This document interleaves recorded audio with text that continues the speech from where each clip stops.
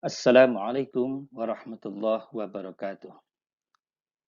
Bismillahirrahmanirrahim. Alhamdulillahirabbil alamin. Assalatu wassalamu ala asyrafil anbiya wal mursalin sayyidina wa nabiyyina Muhammadin wa ala alihi wa ashabi ajmain.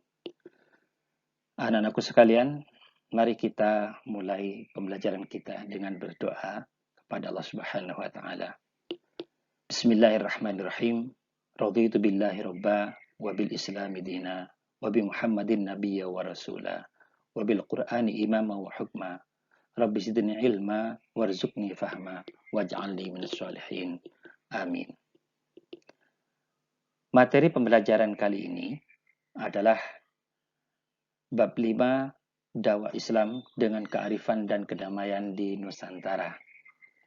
Pembelajaran Pendidikan Agama Islam kelas 12. Sebelum kita melanjutkan, mari kita bersama-sama membaca Al-Quran.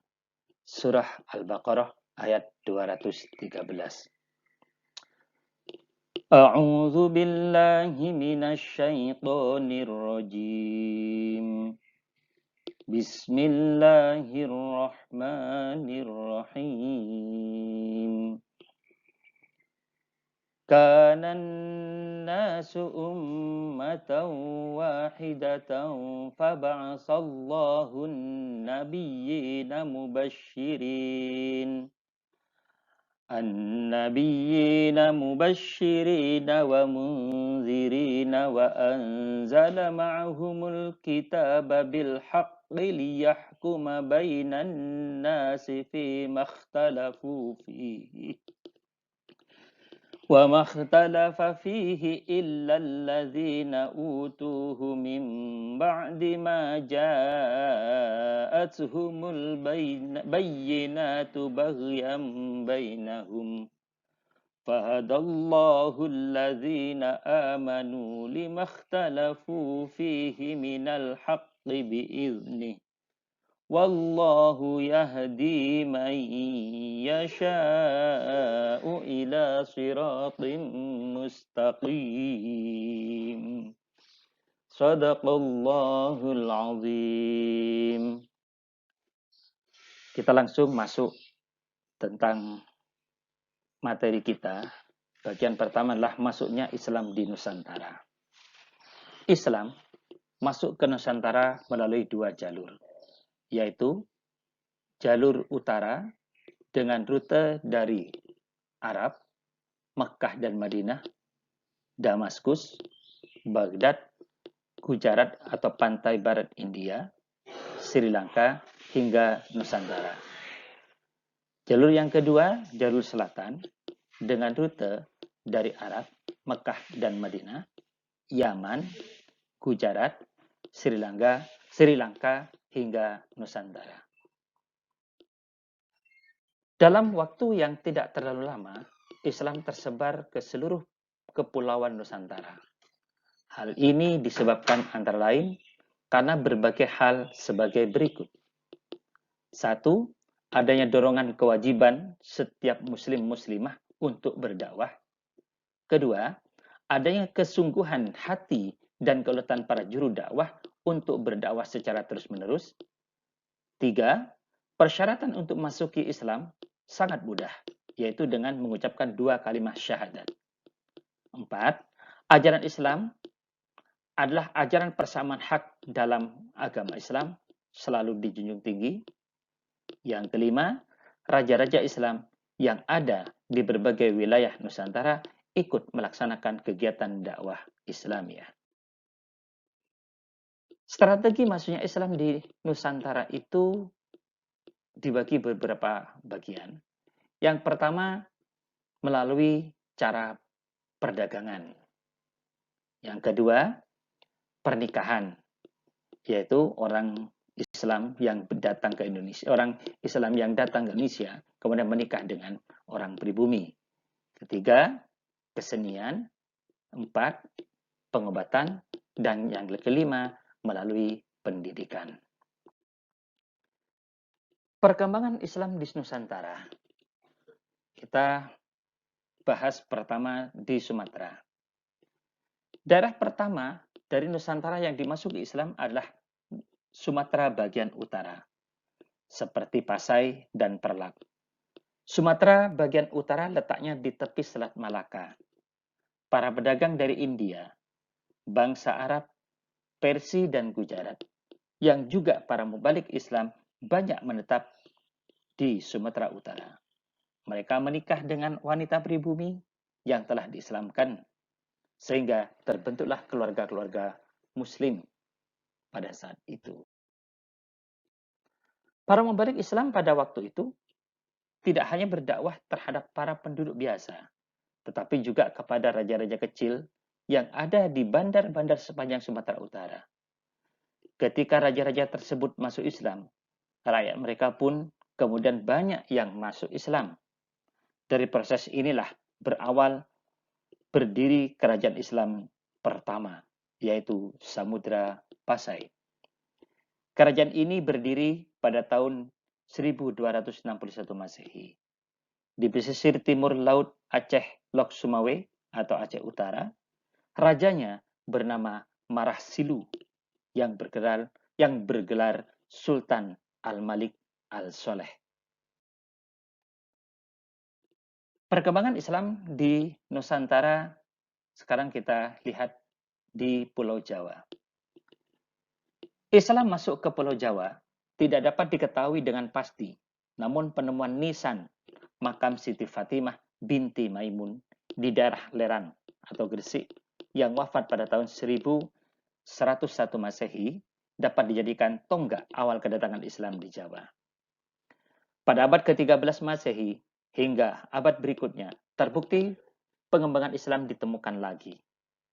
Misalnya penemuan kuburan Islam di Troloyo atau Trowulan dan Gresik, juga berita Mahuan pada tahun 1416 Masehi yang menceritakan adanya orang Islam yang tinggal di Gresik.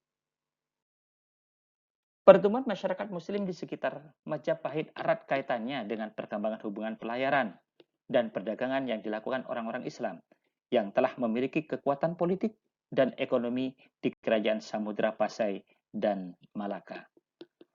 Untuk masa-masa selanjutnya, pengembangan Islam di tanah Jawa dilakukan oleh para ulama dan mubalik yang kemudian terkenal dengan sebutan Wali Songo atau 9 wali.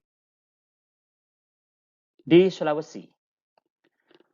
Pulau Sulawesi sejak abad ke-15 Masehi sudah didatangi oleh para pedagang Muslim dari Sumatera, Malaka, dan Jawa. Pada tahun 1562 sampai 1565 Masehi, di bawah pimpinan Raja Tumaparisi Kolama, Kerajaan Goa Talo berhasil menaklukkan daerah Selayar, Bulukumba, Maros, Mandar, dan Luwu. Pada masa itu, di Goa Talo telah terdapat kelompok masyarakat Muslim dalam jumlah yang cukup besar. Atas jasa Dato Ribandang dan Dato Sulaimana, penyebaran dan pengembangan Islam menjadi lebih intensif dan maju. Pada tahun 1605, Raja Goa yang bernama Karaeng Tonigallo masuk Islam dan bergelar Sultan Alauddin. Beliau menjalin hubungan baik dengan kerajaan Ternate. Goa melakukan perluasan kekuasaannya. Daerah Wajo, Sopeng berhasil ditaklukkan dan diislamkan. Demikian juga Bone berhasil ditaklukkan pada tahun 1611 Masehi. Di Kalimantan. Daerah Kalimantan Timur berdasarkan hikayat Kutai, pada masa pemerintahan Raja Mahkota, datanglah dua orang ulama besar bernama Dato Ribandang dan Tuanku Tunggang Parangan. Kedua ulama itu datang ke Kutai setelah orang-orang Makassar masuk Islam. Dato Ribandang kemudian kembali ke Makassar, sedangkan Tuanku Tunggang Parangan menetap di Kutai. Raja Mahkota kemudian masuk Islam setelah merasa kalah dalam adu ilmu kesaktian. Sementara di Kalimantan Selatan, Sebelum Islam masuk, di Kalimantan Selatan terdapat kerajaan Hindu yang berpusat di negara Dipa, Daha, dan Kahuripan. Berdasarkan Hikayat Banjar, Pangeran Samudra meminta bantuan kerajaan Demak atau Sultan Trenggono untuk memerangi kerajaan Daha. Dengan perjanjian, apabila kerajaan Daha dapat dikalahkan, Pangeran Samudra beserta rakyatnya bersedia masuk Islam. Ternyata berkat bantuan tentara Demak, Pangeran Temenggung dan kerajaan Daha dapat ditundukkan sesuai dengan perjanjian. Akhirnya, Raja Banjar, Pangeran Samudra beserta rakyatnya masuk Islam dan bergelar Sultan Surya Mullah. Di Maluku Utara dan sekitarnya. Pada abad ke-15, Islam telah masuk dan berkembang di Maluku, di bawah pedagang Muslim dari Pasai, Malaka, dan Jawa. Mereka yang beragama Islam banyak yang pergi ke pesantren-pesantren di Jawa Timur untuk mempelajari Islam. Raja-raja di Maluku yang masuk Islam di antaranya Raja Ternate bergelar Sultan Mahrum. Raja Tidore bergelar Sultan Jamaluddin. Raja Jailolo bergelar Sultan Hasanuddin. Dan Raja Bacan bergelar Sultan Zainal Abidin.